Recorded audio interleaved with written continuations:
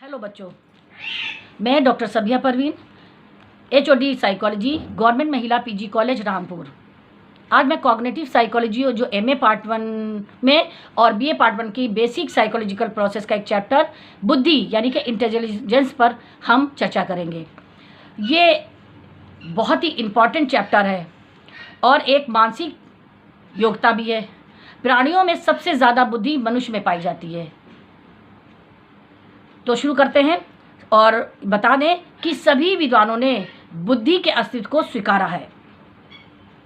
जो भी समाज में व्यक्तिगत विभिन्नताएं या विषमताएं पाई जाती हैं वो सब इसी बुद्धि के कारण होती हैं। बुद्धि वंशानुक्रम होती है, लेकिन इसके विकास के लिए वातावरण की भी आवश्यकता होती है। बुद्धि एक ना होकर अनेक गुणों का भंडार है। अतः किसी भी व्यक्ति को बुद्धिमान या बुद्धिहीन तब तक नहीं कहना चाहिए जब तक हम व्यक्ति के व्यवहार में निहित बुद्धि के अनेक गुणों का मापन न कर लें। बुद्धि एक परिकल्पना शक्ति है। प्रॉब्लम सॉल्विंग और लर्निंग में व्यक्ति बुद्धि का ही प्रयोग करता है। छोटी से छोटी बात या बड़ी से बड़ी बात को समझने या रिस्पॉन्स करने में बुद्धि का ही प्रयोग करता है। ये जन्मजात योग्यता होती है। इसके अभाव में व्यक्ति जड़ हो जाता है, जीवन दूभर हो जाता है। अनेक मनोवैज्ञानिकों ने बुद्धि की परिभाषा अलग अलग दी है। बुद्धि के मापन के क्षेत्र में मनोविज्ञान ने शिक्षा जगत को अभूतपूर्व योगदान दिया है। डेफिनेशंस: विलियम स्टर्न ने 1914 में एक डेफिनेशन दी है। Intelligence is the ability to adjust oneself to a new situation. नवीन परिस्थितियों के साथ संयोजन की योग्यता ही बुद्धि है। Terman 1921। Intelligence is the ability to think abstractly. अमूर्त चिंतन की योग्यता ही बुद्धि है। बंकिंगटन 1921। Intelligence is the ability to learn. बुद्धि अधिगम की योग्यता है। Garrett 1946। The ability demanded in the solution of problems which required the comprehensive use of symbol। बुद्धि में चिन्हों के प्रयोग और समझने की आवश्यकता वाली समस्याओं के समाधान में आने वाली योग्यता ही बुद्धि है। द इफेक्ट और इन्फ्लुएंसिंग फैक्टर, बुद्धि के प्रभावक तत्व, इसे निर्धारित तत्व भी कहा जाता है। पहला है जनन शास्त्र या वंशानुक्रम। पहले ही हमने बताया है कि बुद्धि हेरिडिटी होती है। बौद्धिक क्षमताओं के निर्धारण में वंशानुक्रम या माता पिता से प्राप्त जीवाणुओं का महत्वपूर्ण योगदान होता है। प्रजाति और लिंग के आधार पर भी बौद्धिक क्षमता देखी जा सकती है। जैसे कि जैनमैन ने 1969 का विचार है कि अमूर्त चिंतन में श्वेत और अश्वेत अमेरिकन में स्पष्ट तौर पर प्रजातीय अंतर देखे जाते हैं। लिंग आधारित लड़के लड़कियों में भी कुछ क्षेत्रों में भेद देखे जाते हैं। जैसे कुछ क्षेत्रों में लड़कों की अपेक्षा लड़कियां आगे होती हैं, लेकिन मैथ के निष्पादन जो है वो लड़कों का अच्छा रहता है।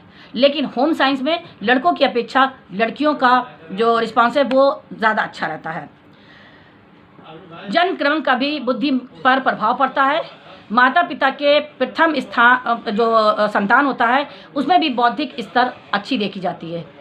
अधिक आयु वाले माता पिता मानसिक रूप से पिछड़ेपन वाले बच्चे को जन्म देते हैं। दूसरा है परिवेश या वातावरण। वंशानुक्रम के साथ साथ वातावरण का भी बौद्धिक विकास में प्रभाव पड़ता है। परिवेश संस्कृति को भी जन्म देता है तथा संस्कृति के आधार पर पालन पोषण की विषमता बौद्धिक विकास में अभूतपूर्व योगदान देती है। बौद्धिक विकास में परिवार का आकार भी महत्वपूर्ण भूमिका निभाता है। वॉटसन ने तो यहाँ तक कि कह दिया है कि अभी हमें आप एक स्वस्थ बच्चा दे दीजिए और उसी वातावरण में हम उसे चोर, डाकू या इंजीनियर या डॉक्टर बना सकते हैं। बुद्धि के प्रकार, ये कहना तो कठिन है, लेकिन फिर भी बुद्धि को 3 भागों में विभाजित कर सकते हैं। अमूर्त बुद्धि, मूर्त बुद्धि, सामाजिक बुद्धि। अमूर्त बुद्धि, इसका मतलब व्यक्ति की उन योग्यताओं से है जिनका गणितीय, भाषीय या सांकेतिक विषय वस्तु को समझने तथा संबंधित समस्याओं की में आवश्यकता होती है। इस योग्यता वाले व्यक्ति इंजीनियर, चित्रकार तथा अन्य तकनीकी कार्यों में अधिक सफल होते हैं। मूर्त बुद्धि, इसे प्रैक्टिकल इंटेलिजेंस भी कहते हैं।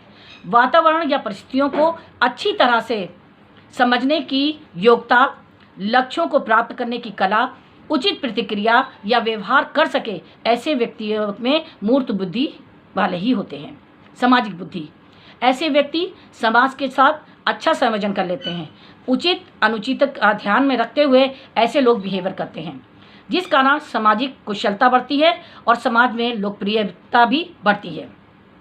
जिस व्यक्ति में सामाजिक परिपक्वता जितनी अधिक होगी, वो सामाजिक योग्यता का प्रदर्शन उतनी ही अधिक करेगा। सामाजिक कार्यकर्ताओं तथा नेताओं में इस बुद्धि की प्रधानता अधिक पाई जाती है। बुद्धि का मापन, अन्य योग्यता व व्यवहार के मापन के साथ साथ बुद्धि का भी मापन किया जा सकता है। अनेक मनोवैज्ञानिकों ने बुद्धि परीक्षण का निर्माण किया है।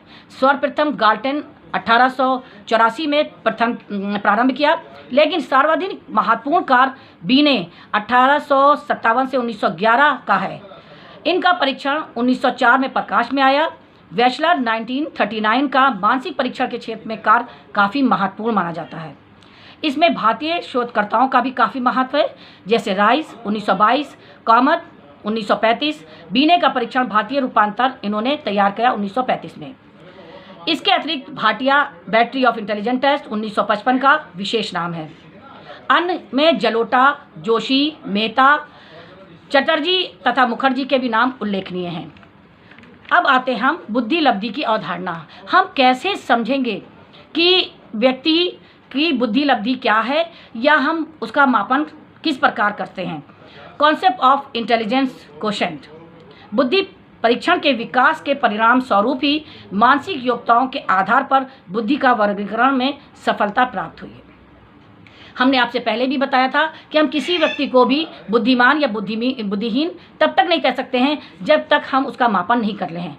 जर्मनी के स्टर्न 1871 से 1938 के सुझाव पर स्टर्न ने 1916 में बुद्धि की एक सुविधाजनक इंडेक्स विकसित की, जिसे बुद्धि लब्धि या IQ कहते हैं। ये मानसिक आयु और शारीरिक आयु, जिसे वास्तविक आयु भी कहते हैं, इसको समझ लीजिए कि वास्तविक या क्रोनोलॉजिकल एज और मेंटल एज क्या होता है।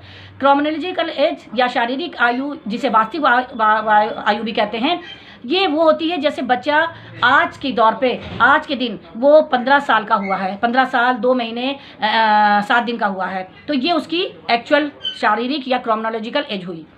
लेकिन एक परीक्षण जो कि 16 या 17 साल के बच्चे के लिए बनाया गया है, और उस परीक्षण को वो 15 साल का बच्चा उसमें परीक्षण में बनाए हुए क्वेश्चनर को कर लेता है, तो उसकी आयु जो मानसिक आयु होगी वो 17 साल या 16 साल का जो भी परीक्षण उसने सॉल्व करा है वो मानी जाएगी। लेकिन अगर 15 साल के बच्चे ने 13 साल के बच्चे पर बनाया गया परीक्षण को सॉल्व करा है तो, और 15 साल वाला नहीं कर पाया, तो उसकी शारीरिक आयु तो 15 साल होगी, लेकिन मानसिक आयु जो है वो 13 साल की होगी। इसके अनुपात में ही हम बुद्धि को परिभाषित करते हैं, जिसका फॉर्मूला ये है। इस तरह हम कह सकते हैं कि इस फॉर्मूले के आधार पर जो फॉर्मूला है कि IQ is equal to mental age upon chronological age into 100। Mental age यानी कि मानसिक आयु, क्रोनोलॉजिकल एज यानी कि शारीरिक आयु इंटू 100। इस फॉर्मूले से जब ज्ञात होकर जो उपलब्धि प्राप्त होती है, उसी के आधार पर हम व्यक्ति के बुद्धि को कैटेगरी को जान पाते हैं कि ये समान है या बुद्धिमान है या जीनियस है या प्रखर बुद्धि का है। हमारे ख्याल से इस व्याख्यान से आप बुद्धि को समझने में आपको बहुत मदद मिलेगी। धन्यवाद।